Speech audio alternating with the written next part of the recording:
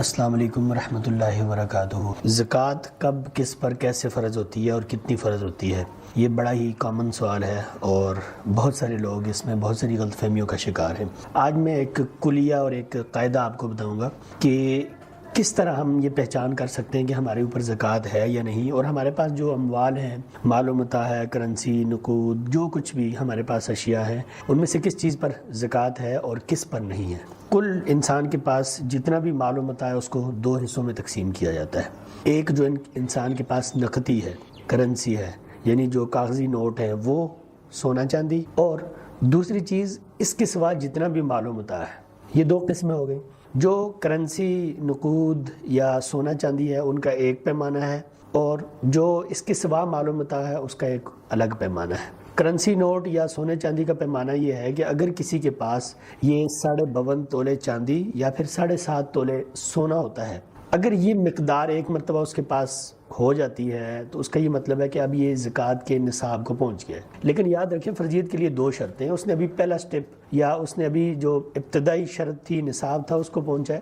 اب اس میں فرضیت کا جو دوسرا سٹیپ ہے وہ رہتا ہے، اور وہ ہے کہ اس کے اوپر سال کا مکمل بیت جانا۔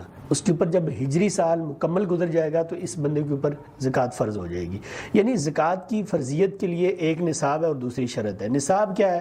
نصاب یہ ہے کہ آپ کے پاس 52.5 تولے چاندی ہو یا اس کی قیمت ہو، 7.5 تولے سونا ہو، اور شرط کیا ہے؟ شرط یہ ہے کہ اس کے اوپر پورا ہجری سال گزر جائے۔ اگر یہ ہو گیا تو پھر آپ کے اوپر زکوٰۃ فرض ہے۔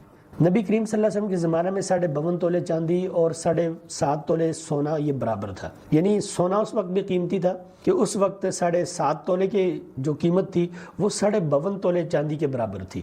لیکن آج اس وقت سونا اتنا مہنگا ہو گیا ہے اور یہ چاندی اتنی سستی ہو گئی ہے کہ اس وقت شاید کلو کے حساب سے چاندی ہو تو یہ 7.5 تولہ جو ہے سونے کے برابر ہوگا۔ لیکن اس وقت نبی کریم صلی اللہ علیہ وسلم نے جب ان کا نصاب مقرر کیا تھا تو اس وقت ان کو ایک مرتبہ برابر کیا تھا۔ اچھا، دوسری چیز کہ جو ہمارا مال و متاع ہے اس پر کب زکوٰۃ ہوگی؟ مال و متاع میں ہر وہ چیز شامل ہے جو ہماری زندگی کا حصہ ہے، جیسے پہننے کے لیے کپڑے ہیں، جیسے کھانے پینے کی اشیاء ہیں، غذائیں ہیں، ادویات ہیں، جیسے اناج غلہ ہے، جیسے گاڑیاں ہیں، جیسے الیکٹرانکس کا سامان ہے، جیسے یہ را مٹیریل ہے، جیسے اور بہت ساری ایسی چیزیں ہیں، کیمیکل ہیں یا مادہ اشیاء ہیں یا جانور ہیں، یا اس کے سوا جتنی بھی چیزیں ہم انسان ان کو استعمال کرتے ہیں، وہ سبھی چیزیں اگر تجارت کے لیے استعمال ہوں گی تو ان کے اوپر زکوٰۃ ہے۔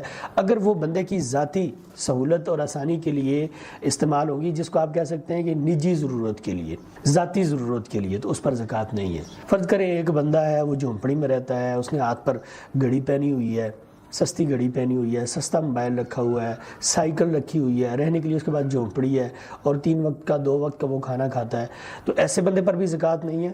اور اس بندے کے سامنے وہ بندہ ہے جس بندے نے لگژری گاڑی رکھی ہوئی ہے، جس کا لائف سٹائل لگژری ہے اور وہ پریمیم یوزر ہے، ہر چیز وہ اعلیٰ قسم کی فلیگ شپ استعمال کرتا ہے، اچھی گاڑی ہے اس کے پاس، اچھی گھڑی ہے اس کے پاس، اچھا موبائل ہے اس کے پاس، اچھا گھر ہے اس کے پاس، نوکر چاکر ہیں اس کے پاس، سب چیزیں ہیں، ان میں سے کسی چیز پر بھی اس پر زکوٰۃ نہیں ہے۔ جس طرح اس جھونپڑی والے پر زکوٰۃ نہیں ہے کہ اس کی زندگی کا رہن سہن اس طرح ہے، اب دوسرے بندے کی زندگی کا رہن سہن اس طرح ہے، ان دونوں پر زکوٰۃ نہیں ہے، کیونکہ یہ دونوں ان چیزوں کو اپنی ذات کے لیے استعمال کر رہے ہیں، بزنس پرپز کے لیے استعمال نہیں کر رہے۔ اب اگر ایک بندہ، اس کا گھڑیوں کا کاروبار ہے تو اس کے اوپر زکوٰۃ ہے، ایک بندے کا موبائل کا کاروبار ہے تو اپنے ذاتی موبائل کے سوا اس کے پاس جتنے بھی موبائل ہیں سب پر زکوٰۃ ہے۔ ذاتی موبائل بے شک وہ 4 لاکھ کا ہی کیوں نہ ہو، اس پر زکوٰۃ نہیں ہے۔ ایک بندہ گاڑیوں کا کام کرتا ہے، اس کے بعد جو ذاتی گاڑی ہے وہ چاہے 10 کروڑ کی بھی ہو، اس کے اوپر زکوٰۃ نہیں ہے، لیکن اس کے سوا جتنی بھی گاڑیاں اس نے اپنے شو روم میں رکھی ہوئی ہیں بیچنے کے لیے، ان سب پر زکوٰۃ ہے۔ اسی طرح ہم جو گھر میں غلہ استعمال کرتے ہیں، ہمارے گھر میں 10 من پڑا ہوا ہے، 5 من پڑا ہوا ہے، 2 من پڑا ہوا ہے، اس پر کوئی زکوٰۃ نہیں ہے۔